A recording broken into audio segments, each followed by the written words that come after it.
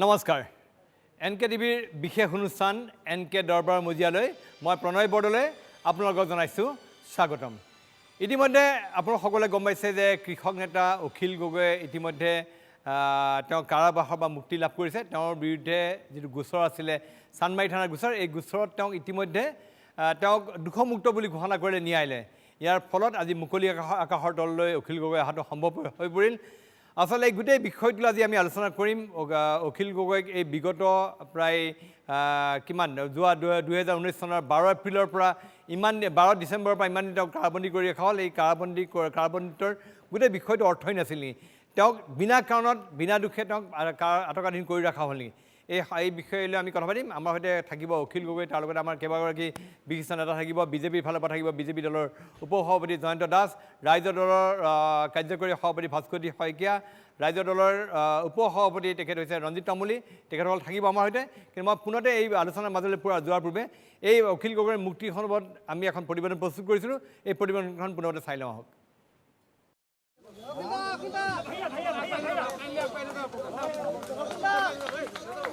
সকলো গোচৰৰ পৰা মুক্ত হৈ অৱশেষত মুকলি আকাশৰ তলত অখিল গগৈ। ন্যায়ালয়ত মুখ ঠেকেচা ৰাষ্ট্ৰীয় তদন্তকাৰী সংস্থাৰ। অখিল গগৈক দোষমুক্ত ঘোষণা ন্যায়ালয়ৰ। সময় তেতিয়া পুৱা 10 বাজিছে। নিয়াৰ বিশেষ আদালতত চলি আছে অখিল গগৈৰ গোচৰৰ শুনানি। বাহিৰত সমৰ্থকৰ মাজত উৎকণ্ঠা। হঠাৎ আহিল খবৰ, আদালতে সকলো গোচৰৰ পৰা দোষমুক্ত কৰিলে শিৱসাগৰৰ বিধায়ক তথা ৰাইজৰ দলৰ সভাপতি অখিল গগৈক।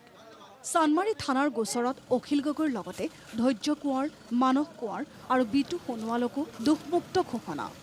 আদালতৰ ৰায়ক ঐতিহাসিক আখ্যা কাৰামুক্ত অখিল গগৈৰ। মোৰ কাৰণে এইটো এটা ঐতিহাসিক মুহূৰ্ত। আজিৰ দিনটো অসমৰ আৰু ভাৰতবৰ্ষৰ জুডিচিয়াৰী ছিষ্টেমৰ কাৰণে, ন্যায় ব্যৱস্থাটোৰ কাৰণে এটা ঐতিহাসিক দিন। 2019 চনৰ 12 ডিচেম্বৰত গ্ৰেপ্তাৰ হৈছিল অখিল গগৈ। জাপি দিয়া হৈছিল UAPAৰ অধীনত ইটোৰ পাছত সিটো গোচৰ। তদন্তৰ বাবে দায়িত্ব দিয়া হৈছিল ৰাষ্ট্ৰীয় তদন্তকাৰী সংস্থাক। কিন্তু সুদীৰ্ঘ 567টা দিনৰ অন্তত নিয়াৰ গোচৰসমূহ গ্ৰহণযোগ্য নহয় বুলি ৰায় আদালতৰ। কাৰো বিৰুদ্ধে চাৰ্জ ফ্ৰেম হোৱা নাই। গোটেই এনাই এই গোচৰটো চানমাৰী থানাৰ গোচৰটো ডিচাৰ্জ কৰি দিয়া হৈছে গোটেইকেইজন একিউজক। তেখেতলোকৰ বিৰুদ্ধে একো এনাই যিবিলাক এলিগেশ্যন আনিছিলে সেইখিনি কোনো গ্ৰহণযোগ্য নহয় বুলি কোৰ্টে ৰায় দিছে। এই চাৰ্জ হিয়াৰিঙত অখিল গগৈৰ বিৰুদ্ধে সেনে কোনো ডকুমেণ্ট নাই যিটো কাৰণে তেখেতক চাৰ্জ ফ্ৰেম কৰি কেছ চলাব পাৰিব। সেইধৰণে কোনো তথ্য পাতি নাপালে। IPC UAPA যিকোনো ধাৰা একো ইয়াত থকা নাই, গোটেইবিলাকৰ পৰা ডিচাৰ্জ কৰি দিয়া হৈছে। যেতিয়া এনআই পক্ষৰ পৰা কালি আৰু অলপ সময় বিচাৰিছিলে, কোৰ্টে ক'লে যে বহুত সময় হৈছে, এইটো চাৰ্জৰ মেটাৰটোত ইমান দীঘলীয়া সময় দিব পৰা নহয়। নিয়াৰ প্ৰথমটো গোচৰৰ সন্দৰ্ভত অখিলৰ বিৰুদ্ধে যুক্তি প্ৰদৰ্শন কৰিছিল খোদ ৰাজ্য চৰকাৰৰ মহাধিবক্তাই। ইয়াৰ মাজতে ন্যায় দাখিল কৰিছিল অতিৰিক্ত অভিযোগনামা। অখিলৰ বিৰুদ্ধে যুক্তি দিবলৈ মহাধিবক্তাই বিচাৰিছিল অধিক সময়। আনকি শুনানিৰ এদিনৰ পূৰ্বে অখিল গগৈৰ বিৰুদ্ধে গৰু চিণ্ডিকেট, হানি ট্ৰেপিঙৰ দৰে অভিযোগো অনা হৈছিল। কিন্তু কাৰ্যত সকলো অভিযোগ আৰু গোচৰ ভিত্তিহীন বুলি প্ৰমাণ হ'ল। কাৰামুক্ত হৈয়ে পোনে পোনে CAA আন্দোলনৰ শ্বহীদ ছেম ষ্টেফৰ্ডৰ ঘৰত অখিল গগৈ। ছেমৰ প্ৰতিচ্ছবিত শ্ৰদ্ধাঞ্জলি জনাই অখিল গগৈৰ ঘোষণা। ছেম ষ্টেফৰ্ডৰ দেউতাকৰ ওচৰলৈ মই আহিছোঁ, মাৰ ওচৰলৈ আহিছোঁ। তেখেতসকলক ব্যক্তিগতভাৱে যি ধৰণে সহায় কৰিব পাৰোঁ আজি সহায় কৰিম সামান্য পৰিমাণে। মই তেওঁলোকৰ পৰিয়ালটোৰ কাৰণে ক্ষতিপূৰণ কেনেকৈ আদায় কৰিব পাৰোঁ তাৰ কাৰণে চেষ্টা কৰিম। আৰু অসম বিধানসভাতো তেওঁলোকক ন্যায় দিবৰ কাৰণে, অসম বিধানসভাৰ জৰিয়তে মই ন্যায় দিবৰ কাৰণে, আইনসংগতভাৱে ন্যায় দিবৰ কাৰণে চেষ্টা কৰিম। তেখেতসকলৰ প্ৰত্যেকটো সমস্যা সমাধান কৰিবৰ কাৰণে মই এতিয়া নিজৰ পৰিয়ালৰ সদস্য হিচাপে কাম কৰিম। বিধানসভাৰ বাজেট অধিৱেশনত মুখ্যমন্ত্ৰী হিমন্ত বিশ্ব শৰ্মাৰ সৈতে মুখামুখিকৈ বিতৰ্ক কৰিবলৈ সাজু বিধায়ক অখিল গগৈ। এইবাৰ বিধানসভাৰ প্ৰথমখন যিখন পূৰ্ণাংগ বাজেট অধিৱেশন হ'ব, সেই বাজেট অধিৱেশনৰ প্ৰথম প্ৰশ্নটো মই ষ্টাৰ কুৱেশ্যন হিচাপে অৰ্থাৎ তাৰকা প্ৰশ্ন হিচাপে। কি কাৰণে তাৰকা প্ৰশ্ন? কাৰণ মন্ত্ৰীয়ে যাতে নিজে গৃহমন্ত্ৰী হিমন্ত বিশ্ব শৰ্মাই যাতে মোক মুখে মুখে প্ৰশ্নটোৰ উত্তৰ দিয়ে, তাৰ কাৰণে মই এই প্ৰশ্নটো উত্থাপন কৰিছোঁ। মই আশা কৰিম তাৰ প্ৰশ্ন হৈ থাকিলে সেই প্ৰশ্নটোৰ উত্তৰ হিমন্ত বিশ্ব শৰ্মাই মোক ফেচ টু ফেচ দিব লাগিব। কাৰামুক্ত অখিল গগৈৰ পৰৱৰ্তী কাম কাজে ৰাজ্যৰ ৰাজনীতিত কি প্ৰভাৱ পেলায় সেয়া হ'ব লক্ষণীয়। Bureau report NKTV। আমি কিছু সময় পাছতে সংযুক্ত হ'ম অখিল গগৈৰ সৈতে পোনপটীয়া সম্প্ৰচাৰ। তাৰ লগতে থাকিব অখিল গগৈৰ পত্নী ডক্টৰ গীতাশ্ৰী তামুলী। আমি তেওঁলোকৰ সৈতে যাম, কিন্তু মই তাৰ পূৰ্বে আমাৰ সৈতে সংযুক্ত হৈছে শান্তনু বৰঠাকুৰ। এই অখিল সম্পৰ্কীয় গোটেইবিলাক গোচৰত শান্তনু বৰঠাকুৰে তেওঁ নেতৃত্ব লৈছিলে অখিলৰ জামিন আবেদনৰ লগতে অখিলৰ গোচৰকেইটাত। মই শান্তনু বৰঠাকুৰৰ পুনতে যাব বিচাৰিছোঁ। শান্তনু বৰঠাকুৰ মই পুনতে স্বাগতম জনাইছোঁ আপোনাক এই অনুষ্ঠানলৈ। আৰু আপুনি অখিলৰ যিটো জামিন অখিলৰ দোষমুক্ত কৰাত যিটো লৈছে সেইটো কাৰণে আপোনাক স্বাগতম জনাইছোঁ। আপুনি এই গোটেই সন্দৰ্ভত আপুনি গোটেই যিমানবিলাক গোচৰ হ'ল এইখনত আপুনি কিদৰে প্ৰতিক্ৰিয়া প্ৰকাশ কৰিব? শান্তনু বৰঠাকুৰ।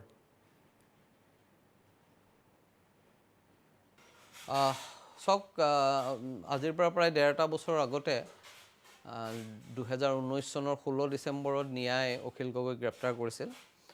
আৰু গ্ৰেপ্তাৰ কৰিছিল এটা প্ৰথমতে চান্দমাৰী থানাত ১১ ডিচেম্বৰৰ দিনা দাখিল কৰা এখন FIR, এজন পুলিচৰ বিষয়াই আৰক্ষী বিষয়াই দাখিল কৰা এখন FIR ভিত্তিত সেইখন আপোনাৰ নিয়াই তদন্তৰ বাবে লৈছিল আৰু তেওঁক গ্ৰেপ্তাৰ কৰিছিল। আৰু গ্ৰেপ্তাৰ কৰাৰ পিছত এটা দীঘলীয়া উত্থান পতনৰ মাজেৰে যাত্ৰা আৰম্ভ হৈছিল। প্ৰথমতে আপোনাৰ ৩ মাহৰ পিছত যেতিয়া ন্যায় তদন্তৰ চাৰ্জশ্বিট দাখিলৰ কাৰণে অভিযোগনামা দাখিলৰ কাৰণে সময় বিচাৰিছিল, সেই সময় ৰিজেক্ট কৰিছিল।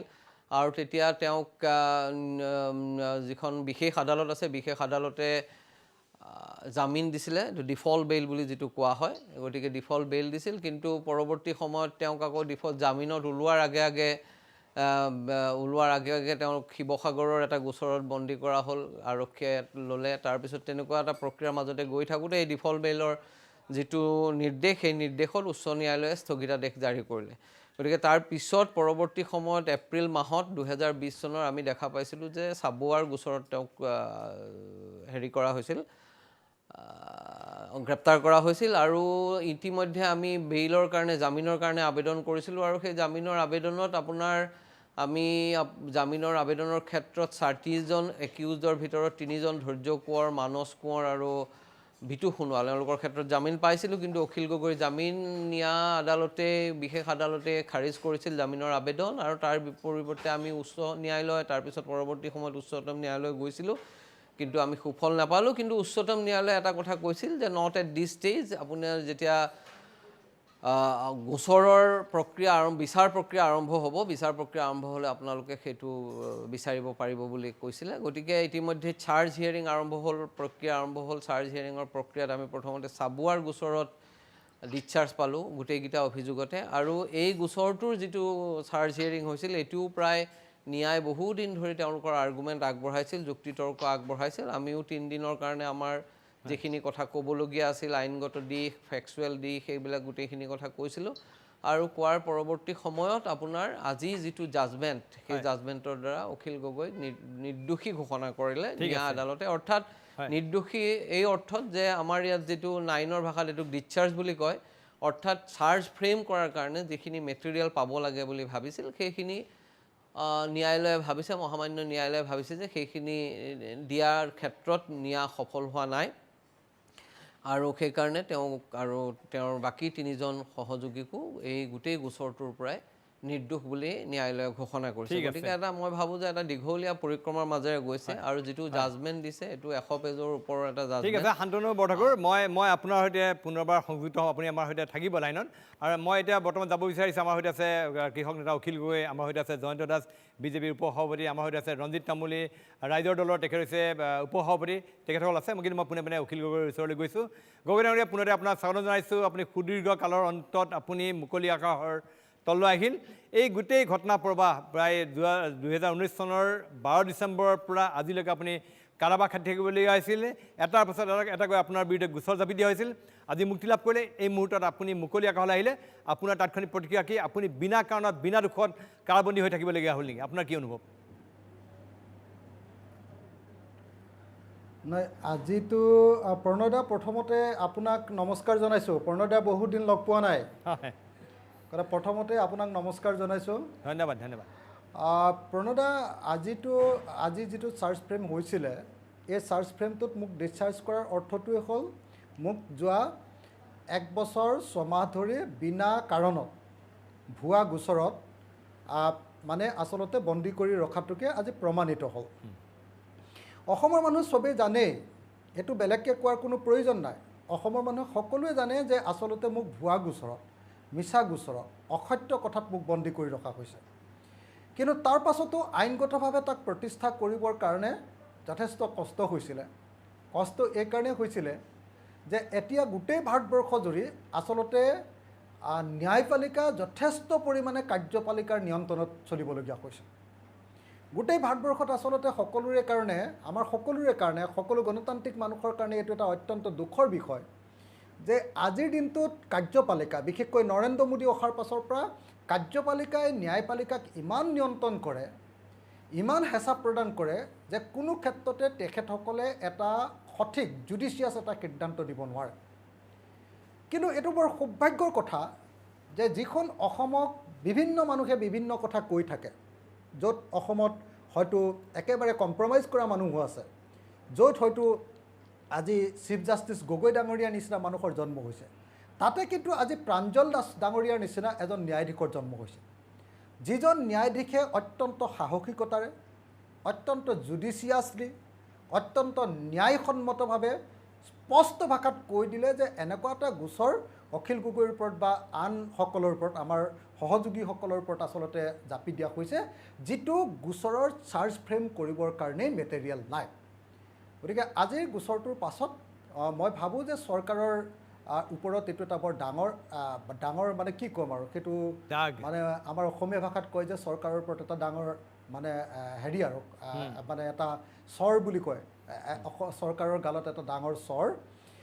আৰু মই ভাবোঁ যে আজিৰ এই আচলতে গোচৰটোত মোৰ এডভোকেটে যি ধৰণে কষ্ট কৰি মোক গোচৰটোত জিকালে, শান্তনু বৰঠাকুৰ, হুজেইফা আহমেদী, এই ঘটনাটোৰ পাছত আচলতে ভাৰতবৰ্ষৰ হোম মিনিষ্টাৰে আজি পদত্যাগ কৰা উচিত আছিলে।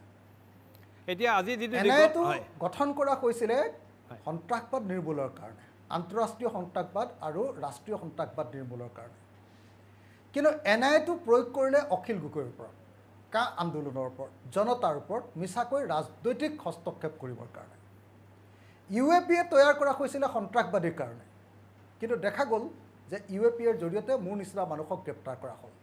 গতিকে এনেকুৱা পৰিস্থিতিত মই ভাবোঁ যে আজিৰ দিনটোত ভাৰতৰ গৃহমন্ত্ৰী, আজিৰ দিনটোত NIAৰ ডাইৰেক্টৰ জেনেৰেল, আৰু আজিৰ দিনটোত মই ভাবোঁ যে অসমৰ মুখ্যমন্ত্ৰীয়ে এই ভাৰ্ডিক্টৰ পাছত পদত্যাগ কৰা উচিত। আজিৰ দিনটোত যিটো ৰায় দিছে, সেই ৰায়টোত আমি যিটো গম পাইছোঁ, শান্তনু বৰঠাকুৰে ইতিমধ্যে কৈছে 100 পৃষ্ঠাজোৰা এটা সুদীৰ্ঘ ৰায়। সেই ৰায়ত বহুবিলাক গুৰুত্বপূৰ্ণ কথা উল্লেখ কৰিছে, যিবিলাক অসমৰ দেশৰ ন্যায় ব্যৱস্থাত এটা উদাহৰণ হৈ ৰৈ যাব। বহুবিলাক কথা তেওঁলোকে উল্লেখ কৰিছে। এতিয়া আপোনাৰ মনত আপুনি কৈছে যে আপুনি বিনা কাৰণত, বিনা দুখত সুদীৰ্ঘ প্ৰায় 1.5 বছৰৰ অধিক কাল ধৰি আপুনি কাৰাবাসত থাকিবলগীয়া হ'ল।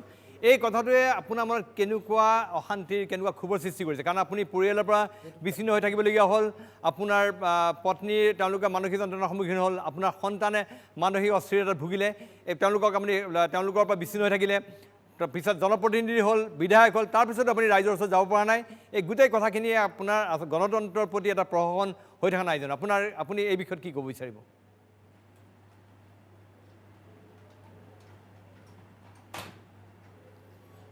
গগৈ, আপুনি অখিল গগৈ শুনি আছে আপুনি মোক?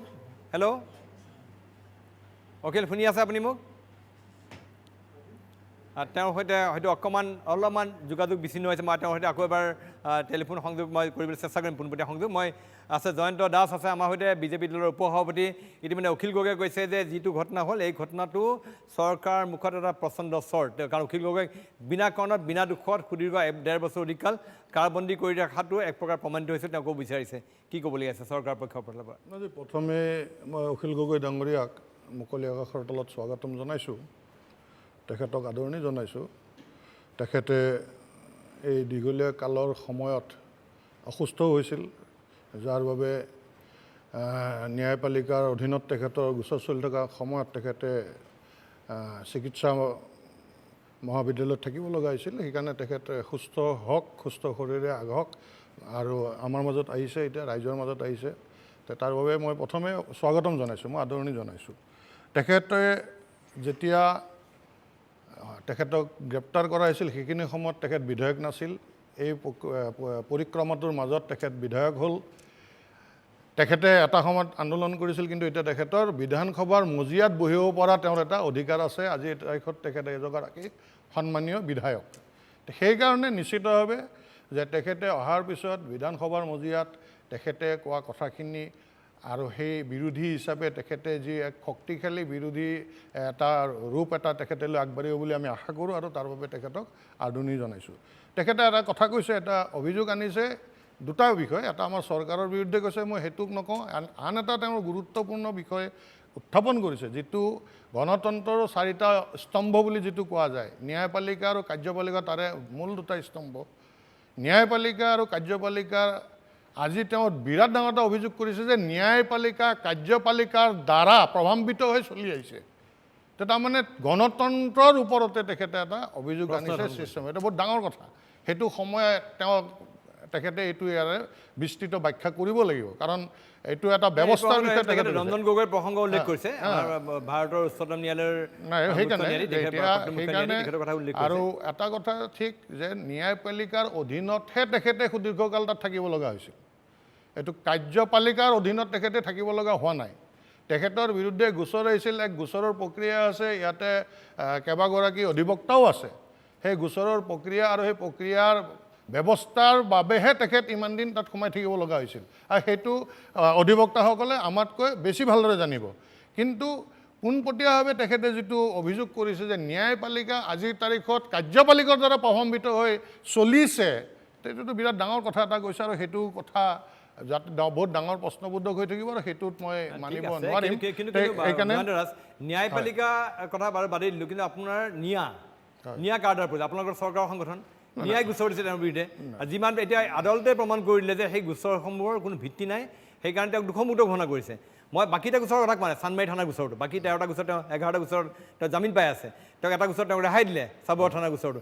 এই চানমাৰী থানাৰ যিটো গোচৰ, সেই গোচৰত তেওঁক দোষমুক্ত কৰিলে। অৰ্থাৎ ন্যায় তেওঁক ভুৱাকৈ ভিত্তিহীনভাৱে তেওঁক দোষাৰোপ কৰি তেওঁক দোষমুক্ত কৰি দোষাৰোপ কৰিব বিচাৰিছিলে। চাওক, নিয়া চৰকাৰী অনুষ্ঠান হয়, সংগঠন হয়। অসম পুলিচ হওক, SB হওক, নিয়া হওক, আমাৰ ৰাজ্য চৰকাৰ বা কেন্দ্ৰ চৰকাৰৰ এটা অনুষ্ঠান হয়, কিন্তু ইণ্ডিপেণ্ডেণ্ট। আৰু যদি তেখেতে আৰু এটা কথা কৈছে, অখিল গগৈ, সেই কথাটোক মই আদৰণি জনাইছোঁ যে তেখেতে মানে এই সংগঠনটোৰো ওপৰত অভিযোগ আনিছে। নিশ্চিতভাৱে যদি বিনা দোষত তেখেতে থাকিব লগা হোৱাৰ পিছত তাৰ বিৰুদ্ধে মাত মতা কথা কোৱাৰ অধিকাৰ অখিল গগৈৰ নহয়, সকলোৰে আছে। আপোনাৰ আছে, মোৰ আছে, এই গণতান্ত্ৰিক ব্যৱস্থাটোত সকলোৰে আছে, আৰু তাৰ বাবে তেখেতে আগবাঢ়ি আহক। নিশ্চিতভাৱে সেই ক্ষেত্ৰতো তেখেতক আদৰণি জনাইছোঁ। ঠিক আছে, মই অখিল গগৈৰ ওচৰত আকৌ কৈছোঁ। গগৈ ডাঙৰীয়া, আপুনি মোক শুনি আছে? গগৈ ডাঙৰীয়া শুনি আছে আপুনি? হয়, কওক। হয়, মই এই প্ৰশ্নটো কৰিব খুজিছোঁ আপোনাক আপুনি কৈছে সুদীৰ্ঘ 1.5 বছৰৰ অধিক কাল আপোনাক বিনা দোষত বিনা বিচাৰে কাৰাবাসত পোতাশালত আবদ্ধ কৰি ৰখা হ'ল। আপুনি পৰিয়ালৰ পৰা বিচ্ছিন্ন হৈ থাকিবলগীয়া হ'ল। আপোনাৰ পত্নীয়ে মানসিক যন্ত্ৰণা ভুগিলে, আপোনাৰ সন্তান মানসিক অস্থিৰতাত ভুগিছে। আপুনি এজন জনপ্ৰতিনিধি, কিন্তু আপোনাক ৰাইজৰ ওচৰত যাবলৈ দিয়া হোৱা নাই। গতিকে এই গোটেই কথাখিনি আপোনাৰ মনত কেনেকুৱা ধৰণৰ ক্ষোভৰ সৃষ্টি কৰিছে? কিমান মানসিক অশান্তি দিছে, কিমান মানসিক যন্ত্ৰণা দিছে আপোনাক?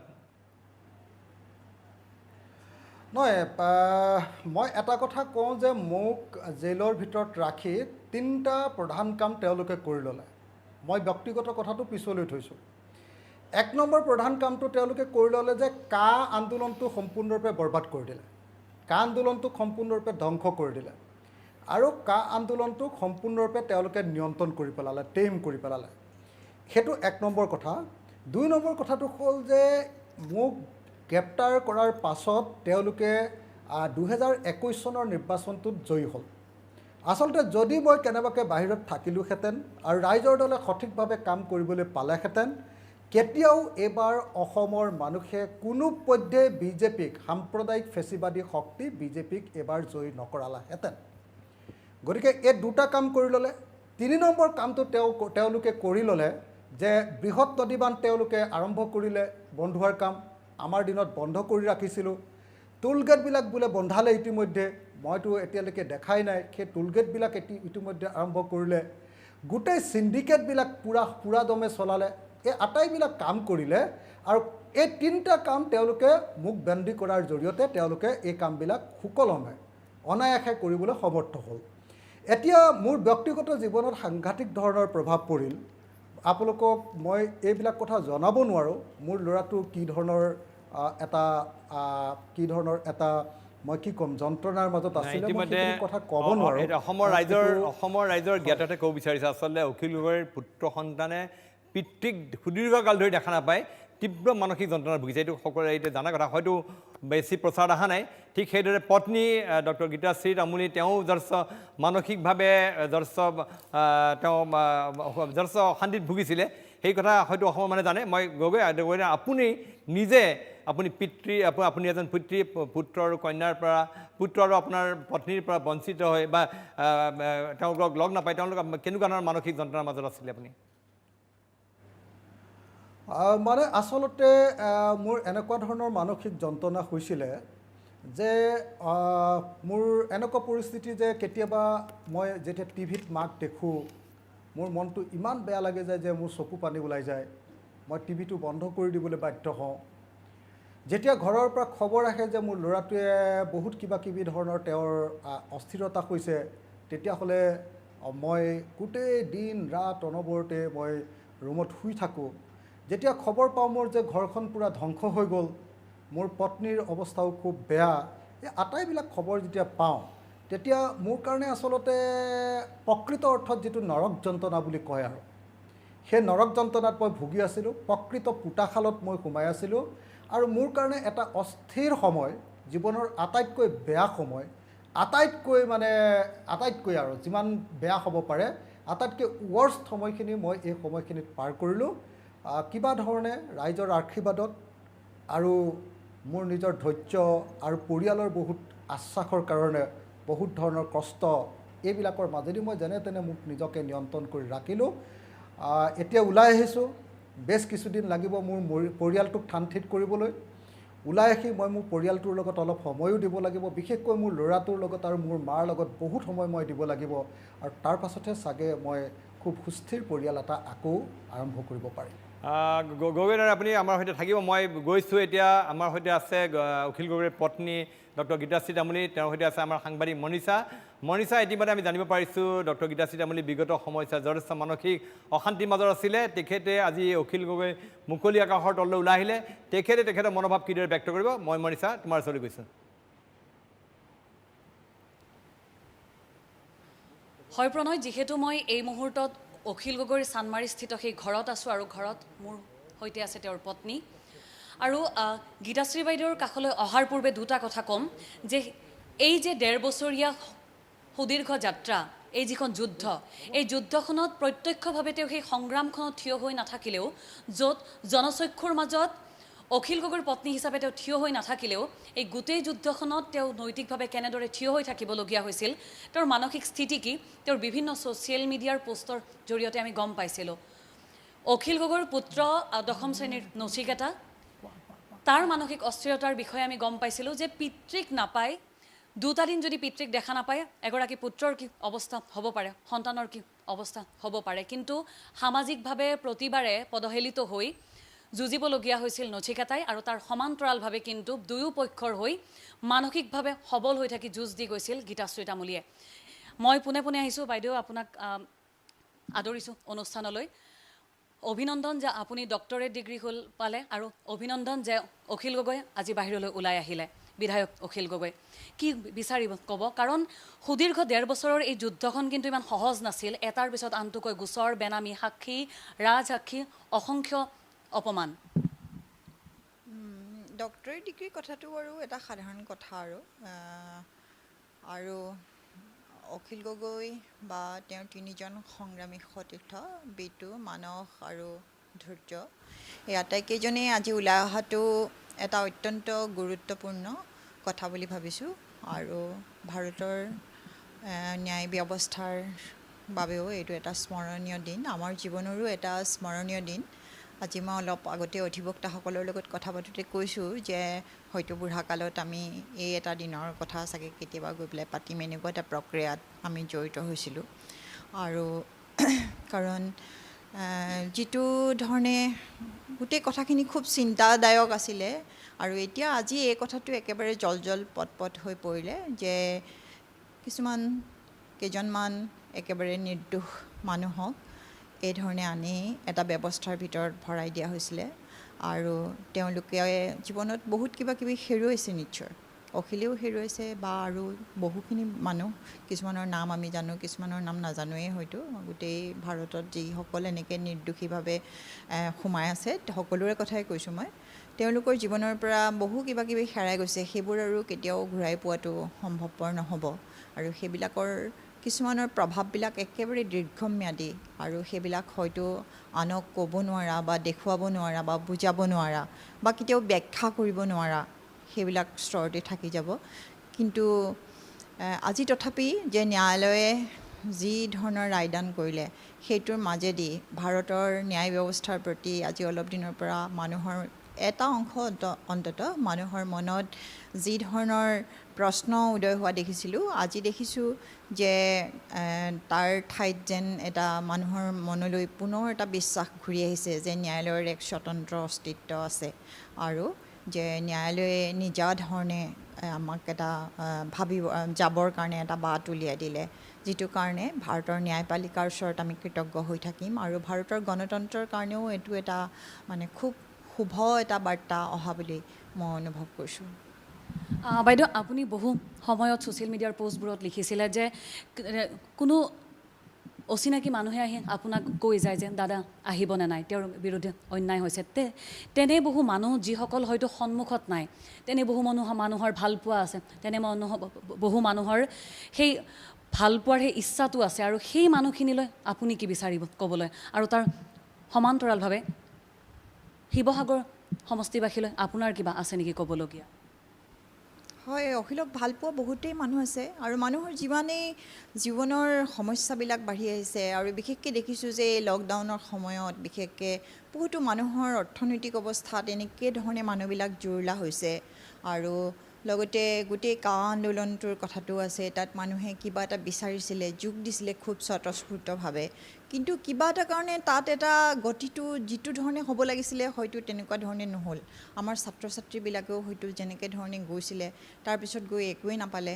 আৰু এতিয়া লকডাউনৰ সময়খিনিত মানুহৰ জীৱনলৈ যি ধৰণৰ অৰ্থনৈতিক প্ৰশ্নবিলাক যেনেকৈ ধৰণে আহিছে, আৰু তাৰ লগতে গোটেই ক'ভিডৰ গোটেই পৰিস্থিতিটোৱে অন্য কিছুমান স্বাস্থ্যজনিত যি ধৰণৰ সমস্যাবিলাক লৈ আহিছে, এইবিলাকৰ সময়ত হয়তো যিহেতু অনবৰতে অখিল মানুহৰ লগত থকা, মানুহৰ সমস্যাৰ কাৰণে মাত মাতি থকা মানুহ এজন হিচাপে হয়তো অখিলক বহুত মানুহে মনত পেলায়, আৰু আহে, ইয়ালৈ আহে বা ৰাস্তাই পদূলিয়ে খবৰ লৈ দৌৰি আহি।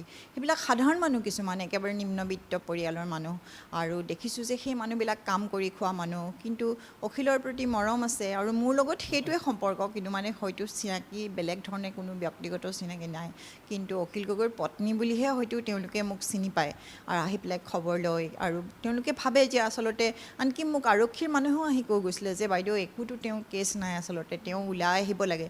কিন্তু আজি আৰু সেই কথাটো এটা প্ৰমাণিত হ'ল যে প্ৰকৃততে এজন নিৰ্দোষ মানুহক কৰাৰ পিছত মানুহবিলাকৰ ভিতৰত সেই বিশ্বাসটো আছিলে, আৰু সেই বিশ্বাসটোৰ কাৰণেহে হয়তো আজি আমি এনেকুৱা এটা আজি ৰায়দান পালোঁ, যিটো আমাৰ কাৰণে একেবাৰে অভাৱিত আছিলে। আৰু তাৰ লগতে শিৱসাগৰবাসীখিনি কথা ক'বই লাগিব, কাৰণ তেওঁলোকে এনেকুৱা এজন মানুহক, যিজনক দেশদ্ৰোহী বা ৰাষ্ট্ৰদ্ৰোহী বুলি বাৰে বাৰে কৈ থকা হৈছে, প্ৰতিষ্ঠা কৰিবলৈ বিচৰা হৈছে, তেনেকুৱা এজন মানুহক তেওঁলোকৰ বিধায়ক হিচাপে নিৰ্বাচন কৰি পঠিওৱাটোতো কম কথা নহয়। সেইধৰণে এটা নৈতিক তেওঁলোকে এটা অন্ততঃ তেওঁলোকৰ মনৰ কথাটো বা তেওঁলোকে কি বিচাৰিছে সেই কথাটো হয়তো সেই নিৰ্বাচনটোৰ মাজেদি তেওঁলোকে ইতিমধ্যেই কৈছিলে, আৰু সেই যিটো জনমত তেওঁলোকে দেখুৱালে তাৰো হয়তো প্ৰভাৱ আজিৰ এই গোটেই ৰায়দানটোত কিবা ধৰণে ক'ৰবাত কেনেবাকৈ নিশ্চয় আছে। মনীষা, মই অলপ সময় ৰখাইছোঁ।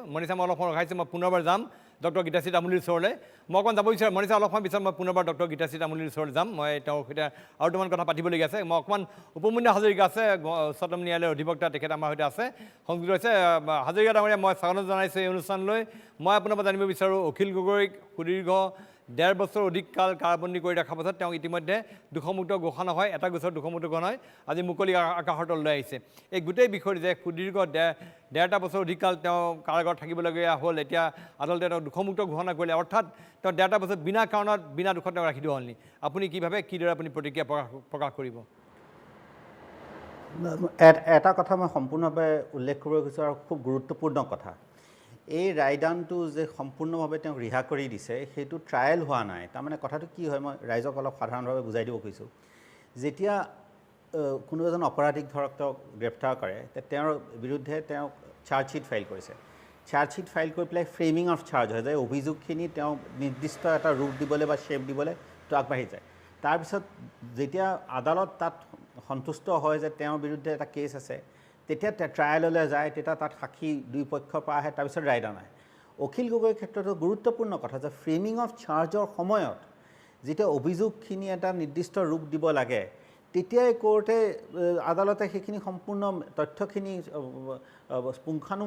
পুংখানুপুংখমূলকভাৱে তেওঁলোকে ষ্টাডি কৰি পেলাই অধ্যয়ন কৰি পেলাই তেওঁলোকে দেখিছে তেওঁৰ বিৰুদ্ধে কোনো কেছেই নাই এইটো সাক্ষীৰ কাৰণে যাবৰ কোনো প্ৰয়োজনেই নাই আৰু এইটো এটা বহুত গুৰুত্বপূৰ্ণ কথা তাৰমানে এইটো কিমান এইটো এটা মিছা এটা গোচৰ এটা দিছিলে সেইটো এটা প্ৰমাণ হৈ যায় এইটো এটা বহুত গুৰুত্বপূৰ্ণ কথা এই কথাখিনি কিয়নো আৰু লগতে আৰু এটা কথা ভাল যে এই গোটেই সম্পূৰ্ণ কা আন্দোলনৰ ক্ষেত্ৰতে হওক বা সকলো ক্ষেত্ৰতে তেওঁলোকে ফাইণ্ডিং দিছে যে তথ্য তেওঁলোকে নিজৰ ফাইণ্ডিং দিছে যে ৰাষ্ট্ৰদ্ৰোহ কোনো ধৰণে নহয় সন্ত্ৰাসবাদ কোনো ধৰণে নহয় ছেডিশ্যন কোনো ধৰণে নহয় ৰাজ্যৰ বিৰুদ্ধে হেৰি কৰা যুঁজাটো ক্ৰিমিনেল কনস্পিৰেচি নাই ষড়যন্ত্ৰ নাই তেনেকুৱা ধৰণৰ এইখন মিটিং হৈ আছিলে তাৰমানে এইকেইটা কেছ লৈ NIA কেছকেইটা লৈ পেলাই অখিল গগৈ আৰু তেওঁ ডাঙৰীয়া আৰু তেওঁৰ সতীৰ্থসকলৰ কেছকেইটা বাকী কেইজনক যে এইটো এনেকুৱা এটা সাজি দিব খুজিছিলে যে এইটো এটা ৰাষ্ট্ৰদ্ৰোহৰ বা এটা সন্ত্ৰাসবাদৰ এটা ষড়যন্ত্ৰ আছিলে কা আন্দোলনটো এটা আন্দোলন নাছিল সেই ক্ষেত্ৰতো কোৰ্টে স্পষ্ট ফাইণ্ডিং দিছে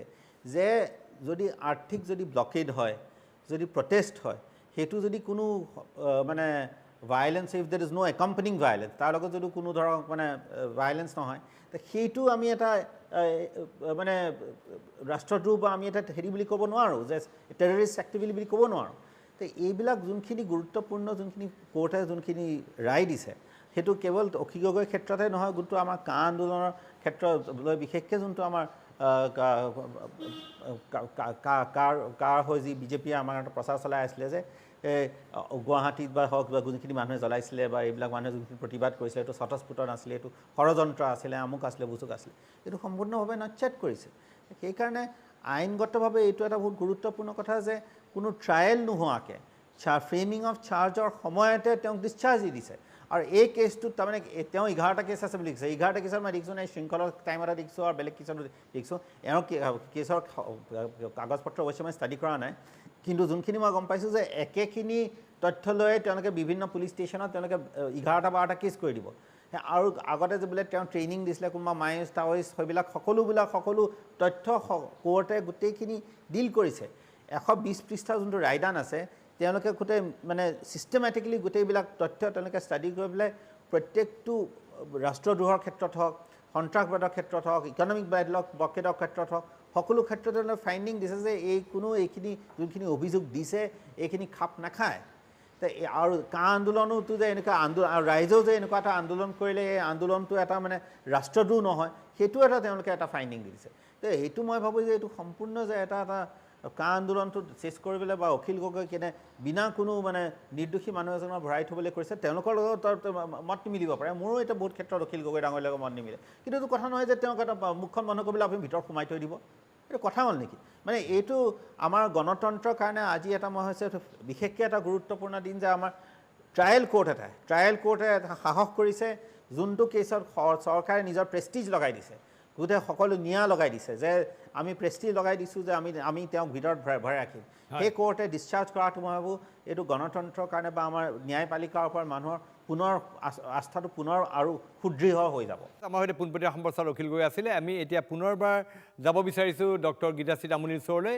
তেওঁৰ সৈতে আছে আমাৰ সাংবাদিক মনীষা মই পুনৰবাৰ তেওঁৰ ওচৰত যাই গৈছোঁ আৰু তেওঁৰ পৰা এই কথা জানিব বিচাৰিম তেওঁৰ সন্তান তেওঁ নিজেই মানসিকভাৱে যথেষ্ট যন্ত্ৰণা ভুগিলে কিন্তু তেওঁৰ সন্তানৰ যথেষ্ট মানসিক অস্থিৰতাৰ মাজত ভুগিলে বিভিন্ন ধৰণৰ কথাকে তেওঁলোক চিন্তিত হৈছিলে এতিয়া কি পৰিস্থিতি কি পৰিৱেশ আৰু কি তেওঁৰ অখিল গগৈৰ মুক্তিৰ পাছত তেওঁৰ প্ৰতিক্ৰিয়া কি তেওঁ কিমান স্বস্তিবোধ কৰিছে সেয়া জানিব বিচাৰিম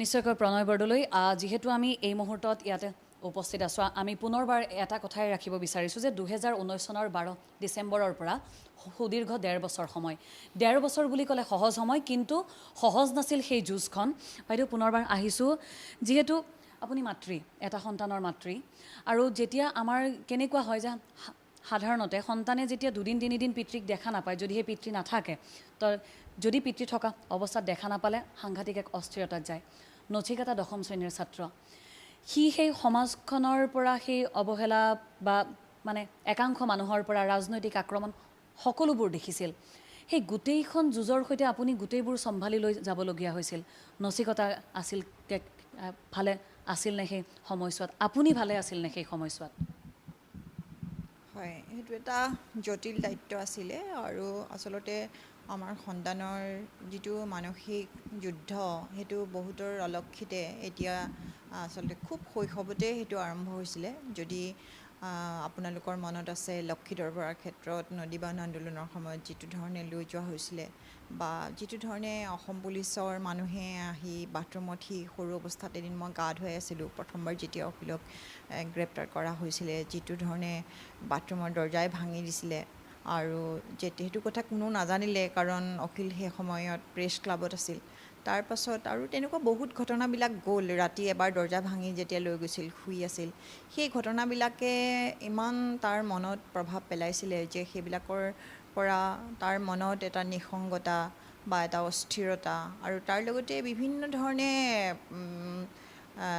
সামাজিক মানে ভাৱে যেতিয়া খেলিবলৈ যায় পঢ়িবলৈ যায় বিভিন্ন স্থানত হয়তো বেলেগ ধৰণে কিছুমান লাঞ্ছনা গঞ্জনাৰ সন্মুখীন হৈছিলে যিটো তাৰ বয়সত সেইখিনি সহ্য কৰি লোৱাটো সম্ভৱপৰ নাছিলে আৰু সেইকাৰণে তাৰ মানসিকতাটো এটা বিশেষ ধৰণে গঢ় লৈছে আৰু সেইটো মানে মই মাক হিচাপে অনবৰতে থকা মানুহগৰাকী হিচাপে মই কেৱল বুজি পাওঁ আৰু হয়তো তাৰ মানসিকতাটো এনেকুৱা হৈ গৈছে যে কোনো মানুহৰ প্ৰতি তাৰ মনত হয়তো বিশ্বাস নাই আৰু দেউতাক নাথাকিলে এটা নিৰাপত্তাহীনতা অনুভৱ কৰে বা ময়ে মাত্ৰ কেৱল একমাত্ৰ নিৰাপদ এডোখৰ ঠাই বুলি সি ভাবে সেইকাৰণে সি অন্য মানুহৰ লগত থাকিব নিবিচাৰে সেইকাৰণে মোৰ বহুত সময় গৈছিল আৰু তাৰ লগতে মোৰ নিজৰ যিহেতু এটা চাকৰিও আছে আৰু মই বিচাৰিছিলোঁ যে কোনো ধৰণে যাতে মই মোৰ নিজৰ দায়িত্বটোত মই ফাঁকি নিদিয়াকৈ মই আকৌ চলিব পাৰোঁ যিহেতু মই সেই কামটোৰ পৰা খাইছোঁ গতিকে মই নিজে বৃত্তিগত সততাটো ৰাখি মোৰ সন্তানৰ প্ৰতিও দায়িত্ব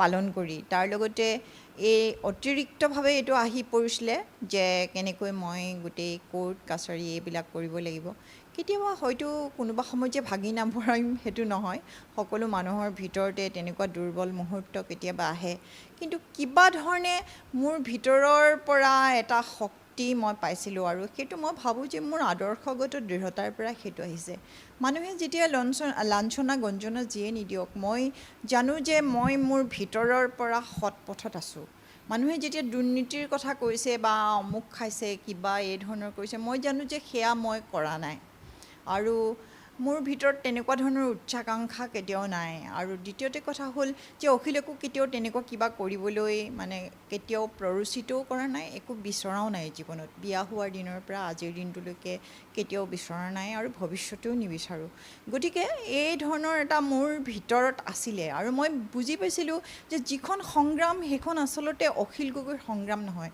সেইখন এখন সমাজত চলি থকা এটা আদৰ্শগত সংঘাত দুটা আদৰ্শৰ মাজৰ সেইটো এটা সংঘাত সংঘাত গতিকে সেই সংঘাতত তিষ্ঠি থাকিবলৈ হ'লে কোনোবাই সেই যুঁজখন যুঁজিব লাগিব বেছিভাগ মানুহে যি সময়ত বিক্ৰী গৈছে যি সময়ত বেছিভাগ মানুহে কম্প্ৰমাইজ কৰিছে যি বেছিভাগ মানুহে হয়তো একেবাৰে হৃদোদ্যম হৈ পৰিছে বা পৰাংমুখ হৈছে পিছ হুহুকি গৈছে সেই সময়ত কোনোবাইতো আগবঢ়াই নিবই লাগিব আৰু তাত যদি কিবা হেৰুৱাব লগা আছে মানে মোৰ জীৱনত মই সেই বস্তুটো একেবাৰে সৰুৰে পৰা মোৰ মনত এই ভাৱটো আছে যে কিবা কৰিবলৈ যাওঁতে কিবাটো হেৰুৱাবই লাগিব আৰু সেই হেৰুৱাব যিখিনি হেৰুৱাইছোঁ সেইখিনিৰ কাৰণে মোৰ প্ৰস্তুতি মানসিক প্ৰস্তুতি মোৰ আছিলে আৰু মই মানে সদায় এটা নিজক এটা ভাবোঁ যে খুব বেছি মাৰি পেলাব সেইটো পাৰিব আৰু তাতকৈতো বেছি একো কৰিব নোৱাৰে সেইটো মানে মানুহে কয় যে তুমি এইটো হতাশাৰ পৰা কোৱা নেকি মই আচলতে হতাশা নহয় সেইটো মই নিজকে এটা প্ৰবোধ দিওঁ যে এইটোৱে আচলতে মানুহৰ মৃত্যুটো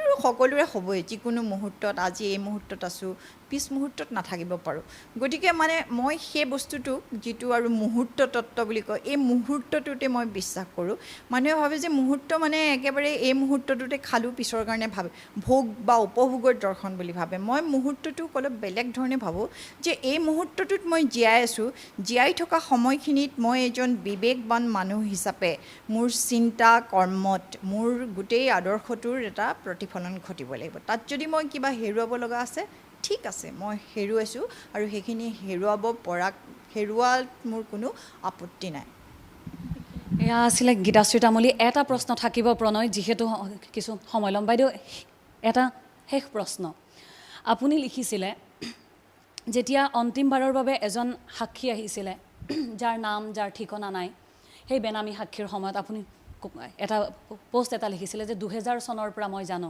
ফৰেনচিক ৰিপৰ্টতকৈও মই বেছি ভালদৰে হয়তো অখিল গগৈক জানো মোক কিয় এবাৰ সোধা নহ'ল সেই আক্ষেপবোৰে আপোনাক কাৰণ সেই আক্ষেপবোৰ হয়তো সেই যুঁজখনৰ সেই সময়বোৰ যে লৈ গ'ল সময়বোৰতো নাহে আৰু ঘূৰি সেইটো প্ৰশ্নকে মই সুধিব বিচাৰিম আপোনাক সেইটো মোৰ আক্ষেপ নহয় আচলতে যেতিয়া মই এখন ফটো দেখা পালোঁ মোক অধিবক্তাই মানে তেওঁলোকেও চিনি পোৱা নাই কোন মানুহ এজন দেখুৱাবলৈ মোক চিনাক্ত কৰিবৰ কাৰণে তেওঁলোকে মাতিলে আৰু মই গম পালোঁ যে সেইখন অখিলৰ ফটো হিচাপে দিছে মোৰতো লগে লগে সঁচাকৈ মোৰ মুখত হাঁহি ওলাই গৈছে কাৰণ মইতো জানিলোঁ যে সেয়া অখিল নহয় তাৰ 4জন মানুহ আছিলে মই কৈছোঁ যে কোনজনক অখিল গগৈ বুলি কৈছে তেতিয়া তেওঁলোকে দেখুৱালে এজন নীলা টি চাৰ্ট পৰিহিত এজন মানুহ আৰু নীলা টি চাৰ্টটো বহুতেই পিন্ধিব পাৰে হয় অখিলে পিন্ধে বহুত আগৰে পৰা তেনেকুৱা এটা টি চাৰ্ট এসময়ত অখিলে খুব পিন্ধিছিল আজি মোক অধিবক্তাও কৈছিলে যে তেওঁৰ এটা টি চাৰ্ট আছিলে সেইটোকে ধুৱে ৰাতিপুৱা পিন্ধে এনেকুৱা টি চাৰ্ট এটা এসময়ত আছিল হয় আৰুতো চাগে বহু পুৰণা ফটো হিচাপে সেইখনকে সেইকাৰণে দেখুৱাই দিয়া হৈছে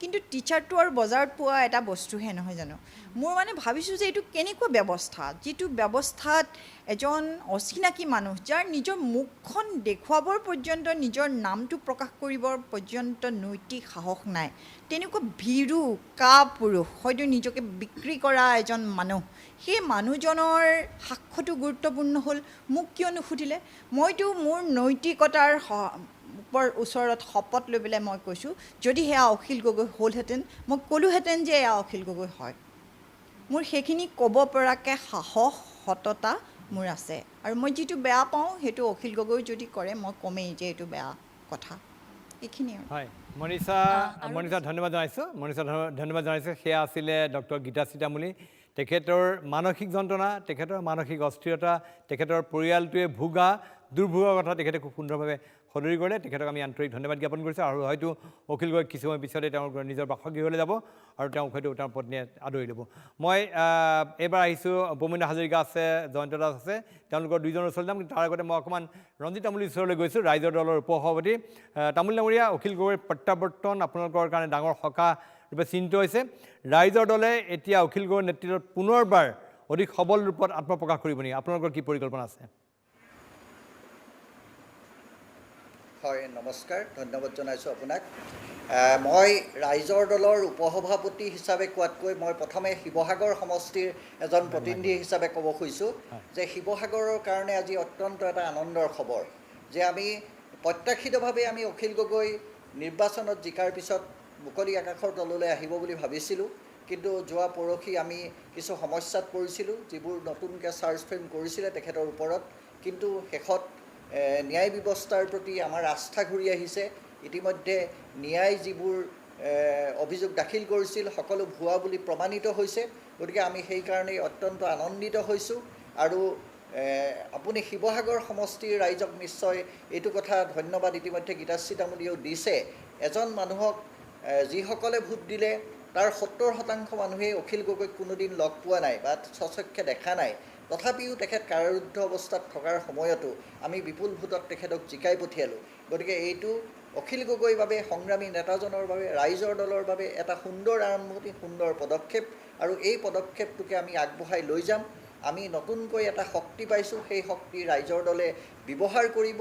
আমি এতিয়াৰ পৰা নতুন উদ্যমেৰে, নতুন সাহসিকতাৰে এটি আঞ্চলিকতাবাদী, জাতীয়তাবাদী ধাৰাক আমি প্ৰতিষ্ঠা কৰিবলৈ আগবাঢ়ি যাম।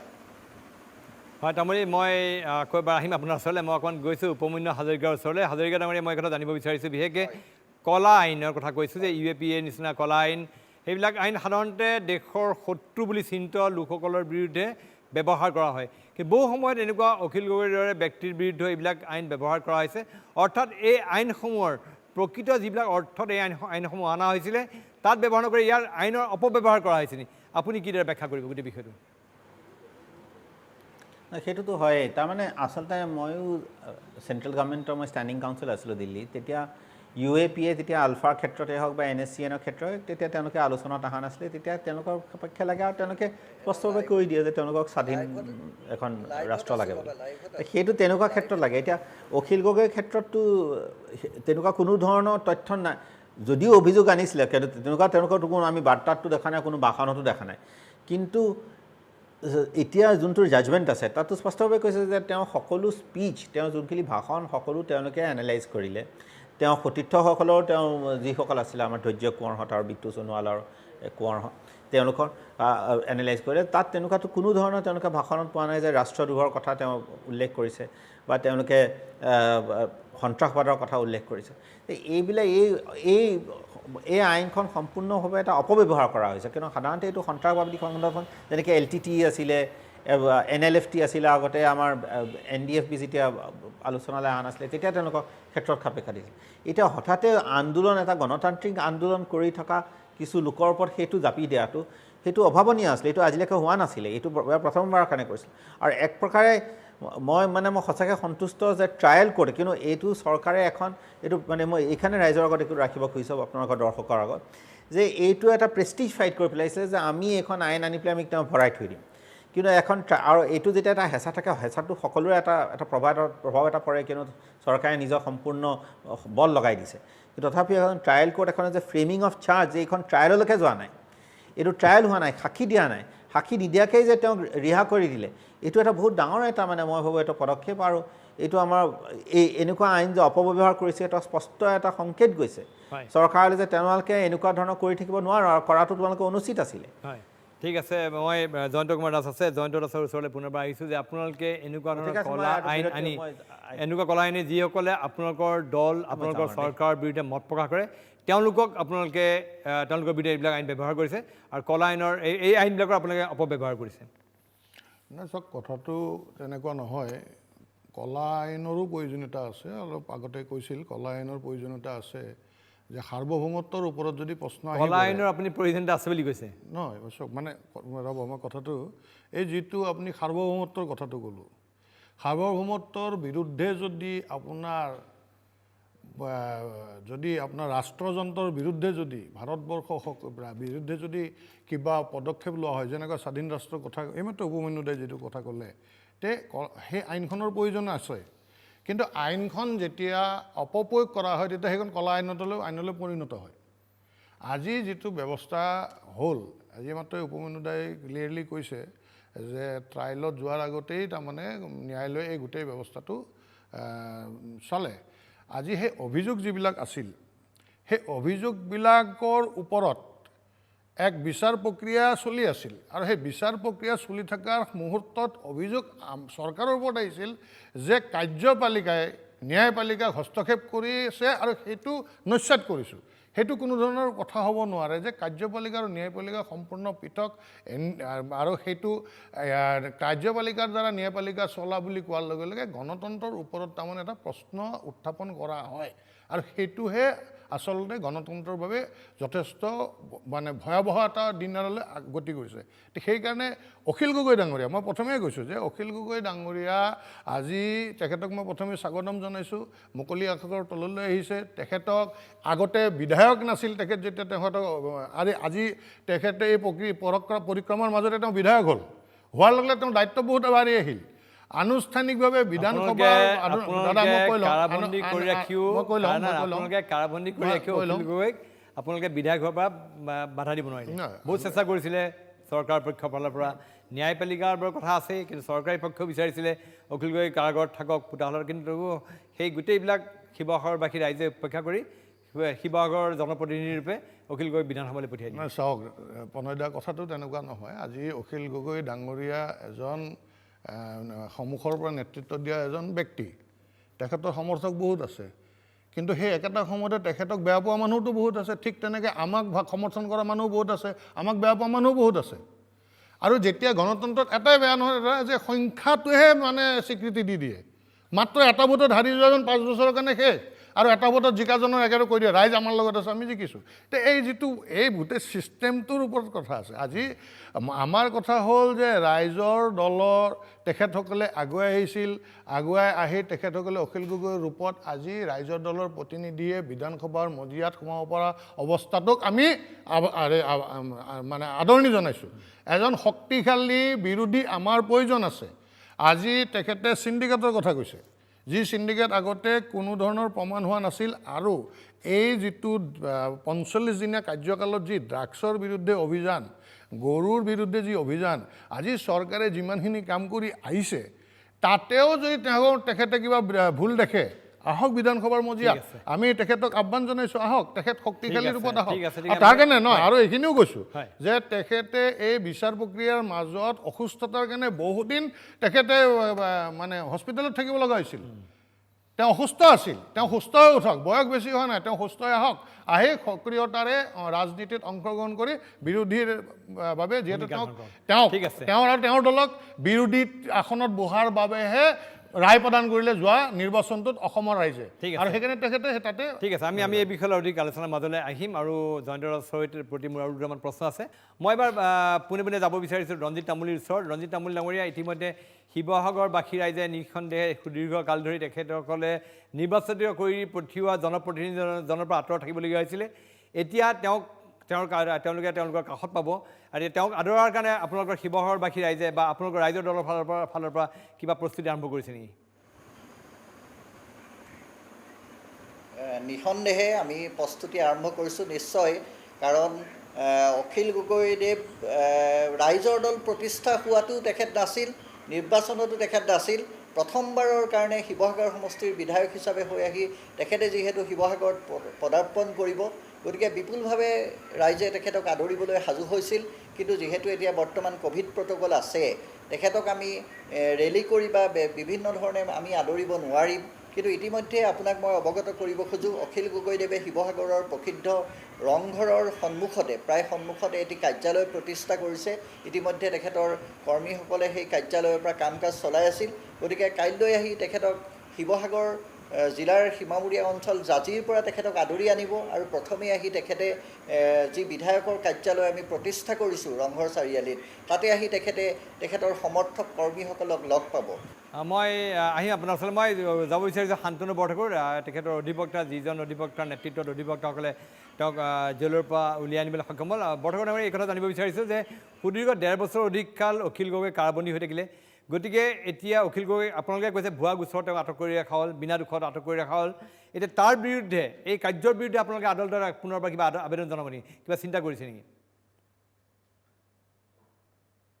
চাওক সেই কথাটো মই সেইটো কথা ক'ব নোৱাৰোঁ সেইটো সিদ্ধান্ত তেখেতসকলে ল'ব লাগিব অখিল গগৈয়ে নিজে ল'ব লাগিব অখিল গগৈয়ে যদি ভাবে আমি কিবা কৰিব পাৰোঁ নেকি তেতিয়াহ'লে আমি কি কোৰ্চ অ'পেন আছে আমাৰ সন্মুখত আমি সেইবোৰ বিচাৰ কৰি চাম কিন্তু কথাটো হ'ল যে সাধাৰণতে মানে এনেকুৱা এটা অভিযোগ আহিছে অভিযোগত তেওঁক ধৰিছে তাৰপিছত যদি তেওঁ ভাবিছে যে এইটো এটা মেলিচিয়াছ প্ৰচিকিউশ্যনৰ কেছ তেতিয়াহ'লে কিবা কৰিব পাৰি নেকি যদি তেওঁ ভাবে সেই সিদ্ধান্তটো আমাৰ ক'বলগীয়া একো নাই সেইটো অখিল গগৈ বা তেওঁৰ পৰিয়ালে ল'ব লগা এটা সিদ্ধান্ত এই সন্দৰ্ভত আমাক এতিয়ালৈকে একো জনোৱা নাই গতিকে আমি সেই সম্পৰ্কে কোনো ভাৱনা চিন্তাও কৰা নাই। কোন সুন্দৰভাৱে তেখেতে ক'লে মই জয়ন্ত দাসৰ ওচৰত আহিছোঁ এতিয়া অখিল গগৈৰ মুক্তিয়ে আপোনালোকৰ কাৰণে অস্বস্তিৰ কাৰণ হৈছে নেকি অখিল গগৈৰ মুক্তিয়ে আপোনালোকৰ দল আপোনালোকৰ চৰকাৰৰ বিৰুদ্ধে প্ৰত্যাহ্বানৰ সৃষ্টি কৰিব নেকি নাই সেনেকুৱা ধৰণৰ কোনো কথা নহয় যে এতিয়া কথা হ'ল অখিল গগৈ স্বাগতম জনাই কৈছোঁ যে তেখেত এইবাৰ বিধানসভাৰ মজিয়াত তেওঁ সক্ৰিয়তা প্ৰকাশ কৰিব পাৰিব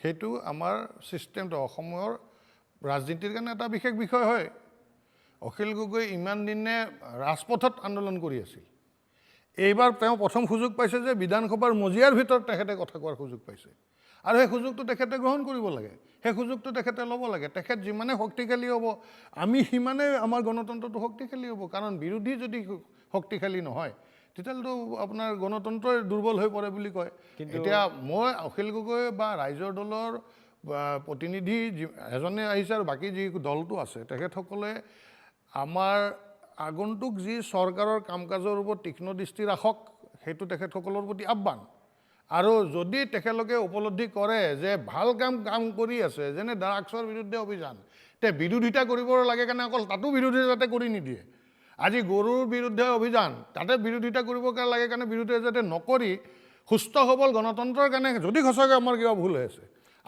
আজি মই এটা কওঁ অখিল গগৈ ডাঙৰীয়ে ইতিমধ্যে বক্তব্য ৰাখিছে যে চিণ্ডিকেট যদি তথ্য প্ৰমাণ আছে কিবা আহক তেখেতে আপোনালোকতো আছেই ফাদিল কৰক তে কথা হ'ল অভিযোগ দিলেই নহ'ব কিন্তু অখিল গগৈ এটা কথা কৈছে যে কাৰাগাৰৰ পৰা ওলাই পেলাই এই কথা কৈছে যে তেওঁ ওলাই যে তেওঁ নাথাকোঁতেই অসমত পুনৰবাৰ টোল গেটৰ ব্যৱস্থা আৰম্ভ কৰি দিলে বৰ্তমানৰ চৰকাৰখনে গতিকে তেওঁ ওলাই আহিয়ে তেওঁ টোল গেটৰ বিৰুদ্ধে তেওঁ যুঁজ দিব টোল গেট খাটৰ বিৰুদ্ধে টোল গেটটো এটা ছিষ্টেম হয় আজি মই অলপ আগতে কথা এটা কৈছোঁ কথাটো যে অখিল গগৈক ভাল পোৱা মানুহ যেনেকুৱা আছে বেয়া পোৱা মানুহ আছে আমাকো ভাল পোৱা মানুহ বেয়া পোৱা মানুহ আমাৰে কিজনী মানুহ আমাৰ সমৰ্থকে যেতিয়া টোল গেটৰ বিৰুদ্ধে অখিল গগৈ যদি আন্দোলন কৰে তাতেও কিজনী সমৰ্থক ওলাব ৰঞ্জিত তামুলীৰ ওচৰলৈ গৈছোঁ ৰঞ্জিত তামুলী এতিয়া শেষত আপোনাৰ পৰা জানিব বিচাৰিছোঁ ৰাইজৰ দলৰ আপুনি এগৰাকী উপসভাপতি ৰাইজৰ দলৰ সভাপতি এতিয়া প্ৰত্যাৱৰ্তন হ'ল কাৰাগাৰৰ পৰা তেওঁ মুক্তি লাভ কৰিলে ইয়াৰ পিছত ৰাইজৰ দলক অসমত অধিক সক্ৰিয় ৰাইজৰ গ্ৰহণযোগ্য কৰি তোলাৰ কাৰণে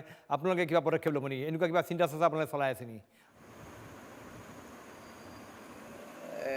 নিশ্চয়কৈ আমি তেনেকুৱা ধৰণৰ এটা আমি নতুন ধৰণৰ দৃষ্টিভংগীৰে আৰম্ভ কৰিম এতিয়ালৈকে আমাৰ দলটো কিছু সমস্যাত আছিল আপোনালোকে এই কথা ভালকৈয়ে জানে যে মই আগতেই কৈছোঁ যে সভাপতিজন কাৰাগাৰত থকা অৱস্থাত মুখ্য মানুহজনেই থকা অৱস্থাত আমি এখন আসনতেই জিকিছোঁ বাকীসমূহত আমি জিকা নহ'ল বা আমি বিজেপি বিৰোধী যিবোৰ শক্তিক একত্ৰ কৰিম বুলি ভাবিছিলোঁ তেনেকুৱা ক্ষেত্ৰতো আমাৰ পূৰ্ণ পৰ্যায়ৰ আলোচনা নহ'ল আৰু ইয়াৰ পিছত আমি 2026ৰ কাৰণে নতুনকৈ সাজু হ'ম আৰু অসমৰ ৰাইজে অখিল গগৈৰ প্ৰতি বা ৰাইজৰ দলৰ প্ৰতি কেনেধৰণৰ মনোভাৱ পোষণ কৰিছে সেই কথা প্ৰমাণিত ইতিমধ্যে হৈছে যে শিৱসাগৰ সমষ্টিয়ে তাৰ এটা প্ৰতিচ্ছবি দাঙি ধৰিছে জয়ন্ত দাসদেৱে এটা কথা কৈছে তেখেতে কৈছে যে কলা আইনৰ প্ৰয়োজনীয়তা আছে কথাটো আমি বুজি নাপালোঁ কলা আইন মানে কি আইন এতিয়া আপোনালোকে চাওক জনকল্যাণকামী ৰাষ্ট্ৰত মানুহৰ প্ৰতিবাদ কৰাৰ এটা প্ৰয়োজন আছে যদি সেই যিবোৰ আইন বা যিবোৰ ধৰক নীতি চৰকাৰী নীতি মানুহৰ কাৰণে